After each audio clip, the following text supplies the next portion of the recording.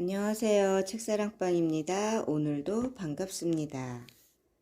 가슴으로 치유하기. 웬디드 로사 지음. 가슴 열림은 우리를 진실로 인도한다.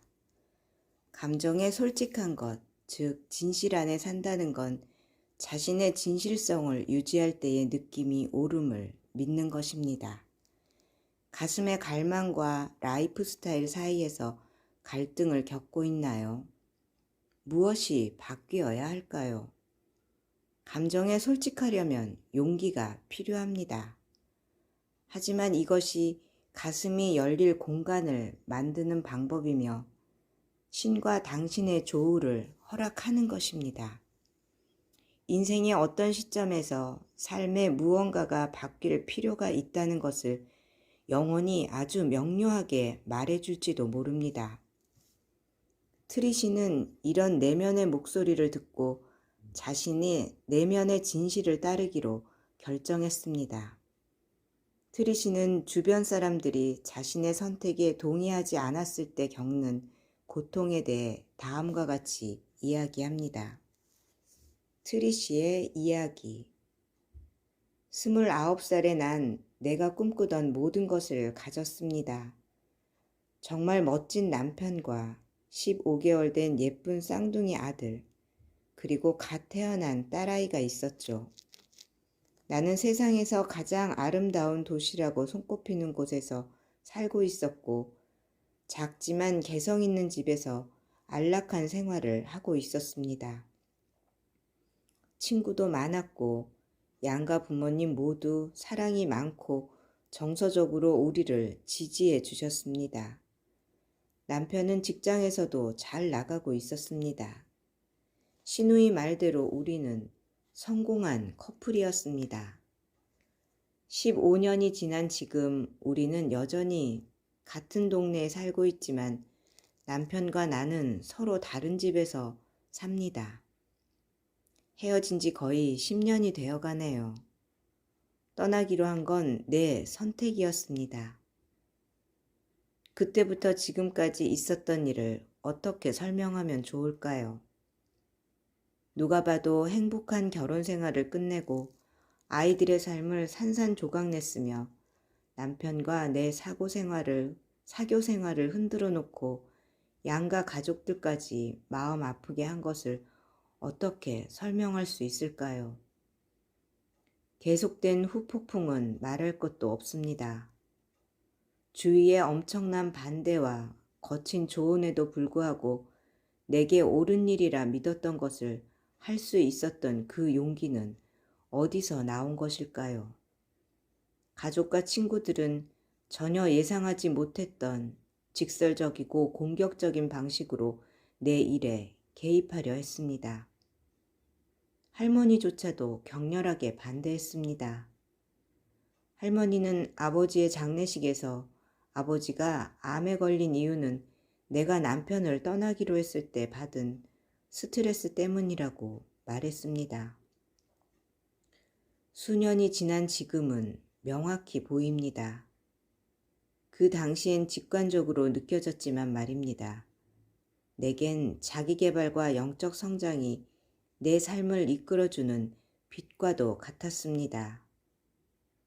내 안에 있는 무언가가, 그 고요하고 작은 목소리가 내 가치를 수용하는 여정에 어떤 것도 방해가 되지 않게 하려는 것이었습니다.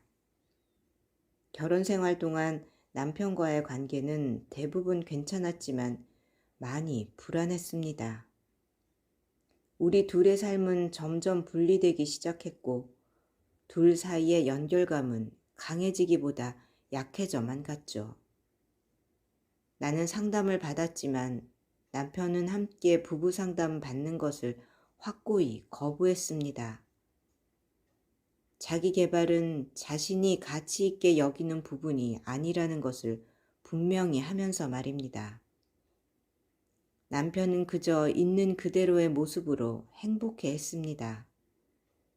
그에게 있어 영성이란 완전한 시간 낭비일 뿐만 아니라 그가 강력하게 조롱하는 분야였습니다. 5년간 심리치료를 받은 뒤에 나는 내가 달라져야 하거나 아니면 결혼 생활을 끝내야 함을 인정할 수밖에 없었습니다. 그래서 나는 그를 떠나는 것을 선택했습니다. 지금도 나는 내 결정에 후회하지 않습니다. 그것은 나 자신을 구하기 위해 내린 결정이었습니다. 이기적인 결정이었을까요? 물론 그렇습니다. 하지만 우리 둘 다 깊이 상처받고 있었습니다. 이것은 결국 성장과 자유를 향한 여정이었습니다.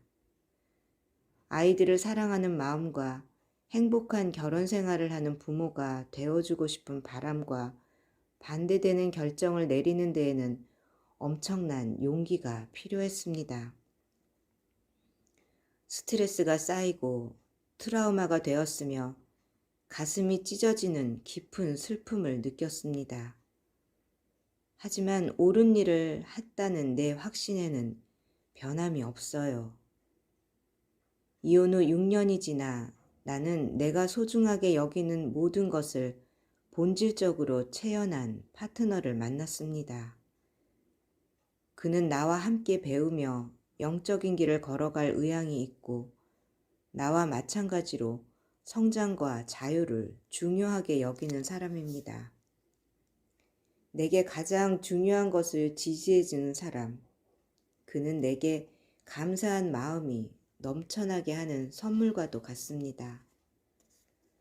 전 남편에게는 3년 동안 만난 사랑스러운 여자친구가 있고 무척 행복해합니다. 그녀는 그를 완전히 받아주고 그가 좋아하는 모든 것을 하게 해줍니다. 반면 나는 우리의 결혼이 향해 가는 방향에 많이 불만족스러웠고 그것을 말로 표현했었기에 아마도 그는 자신의 라이프 스타일과 가치가 여러 면에서 내 눈에 잘못된 것으로 보인다는 생각을 했을 것입니다. 그는 영적이지도 자기 성찰적이지도 않았기 때문입니다. 이것이 전 남편을 매우 위태롭게 만들었습니다. 그는 내 눈에 자신이 충분치 않은 사람이라는 느낌을 자주 받았습니다. 그러니 그가 행복할 리 없었겠지요. 그러나 그의 여자친구는 그를 있는 그대로 수용합니다. 그저 그 사람 자체로 좋은 것입니다. 여자친구를 만난 뒤 전 남편은 훨씬 더 자신감이 생겼고 그녀의 지지를 받으며 좋아하는 활동을 할 수 있게 되었습니다. 그녀는 그가 즐기는 것을 함께하고 그가 줄 수 있는 것 이상의 감정을 요구하지 않습니다. 전 남편의 여자친구와 나는 사이가 아주 좋습니다. 한 달 전 우리는 딸의 생일을 맞아 점심을 먹으며 함께 가족 모임을 했는데 모두가 즐거워했습니다. 나는 옳고 그른 것은 없으며 단지 각자에게 옳은 길이 있을 뿐이라는 것을 이해하는 게 얼마나 값진 일인지 배우게 되었습니다. 내가 깨달은 건 무엇일까요? 아주 많습니다. 하지만 가장 중요한 것은 바로 이것입니다. 남을 위해 인생을 살 수는 없다. 그건 삶이 아니다. 자신에게 가장 중요한 게 뭔지 알아내고 그것을 따르세요. 인생에서 정말로 흑과 백이 분명한 것은 별로 없습니다. 대부분 다양한 음영의 회색일 뿐입니다. 자신의 인생을 무엇으로 색칠할지 선택할 용기는 스스로에게 달렸습니다. 나는 이런 종류의 경종을 울리는 일이 가슴이 열리는 경험이라고 봅니다. 뭔가 중대한 일이 생겨서 자신이 만드는 삶의 책임은 곧 자신이 져야 한다는 것을 영혼 차원에서 보여주기 때문입니다. 게다가 영혼의 깊은 지혜가 간직된 곳은 바로 가슴입니다. 삶에서 갈망하는 것과 의도하는 것 또한 가슴에 간직되어 있습니다. 우리는 가슴에서 내면의 목소리를 듣는데 이것이 곧 신의 현현입니다. 트릿이 외에도 결혼 생활이 잘 흘러가지 않고 있다는 것을 직관이 주는 신호로 알아차린 내담자를 만난 적이 있습니다. 어린 시절 방치되었던 상처를 갖고 살아온 그녀는 남편에게 이를 투사했습니다. 그녀는 사랑받는 느낌, 연결된 느낌이 진정으로 필요했지만 그것을 요구하는 법도, 자신의 삶에 그런 일이 생기게 하는 법도 알지 못했습니다. 성장기에 배우지 못했기 때문이죠. 그녀는 사람들을 밀어내는 게 사랑을 보여주는 법이라고 배웠습니다. 이것은 가슴이 필요로 하는 것, 가슴이 원하는 것과는 완전히 반대되는 것입니다. 그녀는 이런 역학 안에 있는 자신의 모습을 인정하자 보살핌을 받지 못하고 사랑받지 못한 자신의 일부를 치유할 수 있었습니다. 마침내 그녀가 자신의 행동에 변화를 주었을 때 모든 것을 명료하게 볼 수 있었고 내면에 힘이 생겼으며 남편과도 열린 마음으로 분명한 대화를 할 수 있게 되었다고 합니다. 결과는 어땠을까요? 그녀는 남편과 사이가 더 돈독해졌고 결혼 생활도 유지할 수 있었습니다. 진실과 합치되지 않는 삶을 살 때 우리의 몸은 삶의 정황에 대해 신체적인 반응을 보입니다. 영혼은 가슴의 중앙에 자리합니다. 따라서 우리가 알아차려야 할 내면의 지혜가 있다면 가슴에서 열림을 경험할 수도 있습니다. 신체적으로는 가슴 열림의 경험이 공황이나 불안, 심장마비, 가슴 아픔 혹은 질병처럼 느껴질 수도 있습니다. 하지만 직관적인 관점에서 볼 때 이런 신체 증상은 낡은 행동 패턴으로는 더 이상 견디지 못한다는 강렬한 신호입니다. 삶의 변화를 시작하려면 깊은 성찰과 영혼의 탐색이 필요합니다. 이런 종류의 경험이 가슴 열림이며 진실과 신에게 연결되어 있음을 느끼고자 하는 영혼의 요청이라는 것을 이해하면 이런 경험이 일어날 때 피해자라고 느끼지 않을 것입니다.